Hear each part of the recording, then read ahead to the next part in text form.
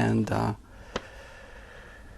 it would be the trigger for the topic today, because it's a powerful one, and he's not the only one that actually questioned acceptance. And I'd like to go into it fully. Hi Burt, when you say accept yourself as you are, I find it hard to accept. And then gets even more confusing when you say there's no one who accepts. Can you clarify? The word acceptance is not something that you say, well, I'm going to accept my faults and the way I am, and that's it. Because you see, if you say, I am a bad person, I'm going to accept it, then you aggravate the condition. We understand why, right? You are what you believe you are. And if you accept your weakness and see it as you, the weakness is you, well then you're not going to, encourage growth from that acceptance. Acceptance means this, that you see the inevitability of the situation because it has come about from a karmic principle. And we're going to see what that is in a moment. So actually, you accept the way you are because it's okay the way you are, because you're much more than that. And that is the whole point. If you think limited and you say, I'm going to accept my limitation and believe that this is who you are, then you keep encouraging that aspect. Remember the power of belief. But the acceptance means I can accept everything about me because I am so much more than that. You see? But let's understand what it is that is causing all the dysfunction, all the suffering, psychological pain and emotional suffering, but which are really one and the same thing. What causes all this? We'll make it very simple. It's called control. And when we begin to understand why we need this control, why it's so powerful and so unconscious, then we move deeply into the law of nature. And hopefully that today this will be made much clearer. So, what is emotional suffering? It is control. Now, control starts from our childhood. Well, naturally, we're brought up in a certain amount of discipline through unawareness.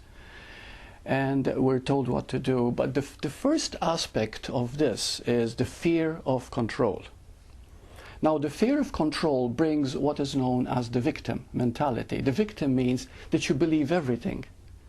If a negative thought comes, to you it's reality. If somebody offends you, you believe it.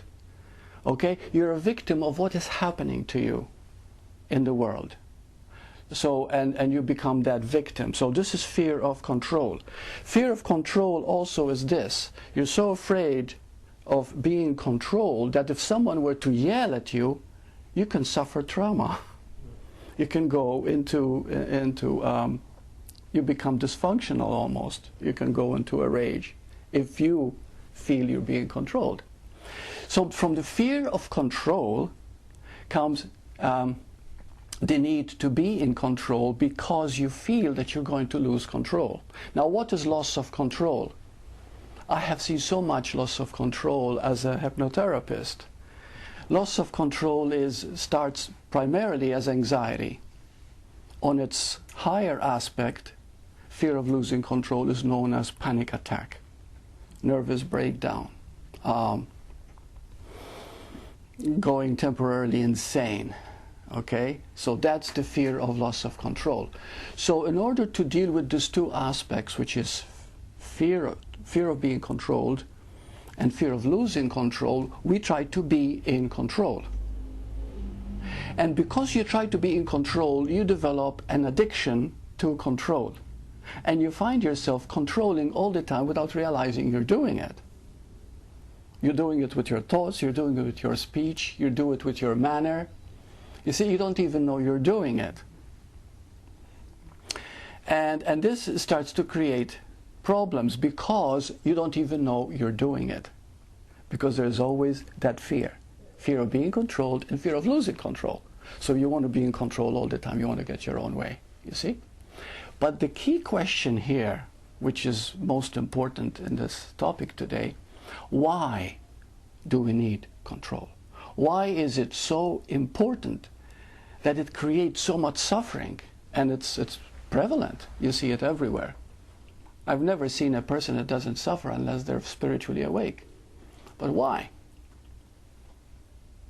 Because the real control is love. Can you think of a power greater than love? There isn't any. So the real control is love. And you will find that all the time you want that love, but you do not know it consciously. From the moment we are born, we want love. In everything we do, we want love. We need love. So therefore, acceptance means this. I act the way I do because karmically I am acting and reacting from a karmic principle. You know what I'm karmic? Law of cause and effect. That if you're coming from control, you are creating a certain amount of dysfunction, right? But now, how does acceptance come in? To accept the fact that all you want is love. You see? So therefore, you are not the bad things you are doing and thinking. You see? You do not know that you are love. That's it. It's as simple as that.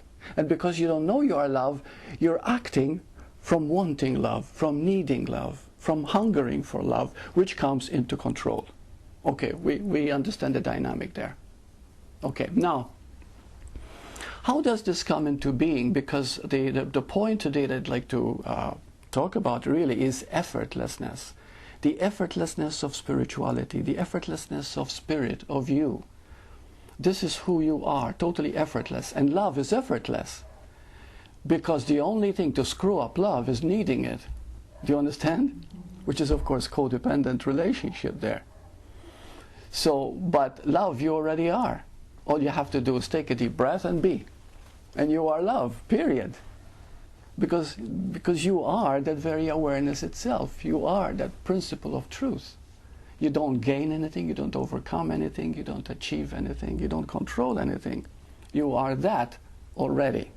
But because you don't know it, it comes out in that dysfunction, you see? And remember, dysfunction or the need for control is an addiction, you see, which is something very, very hard to face and look at, because it's something you don't want to give up.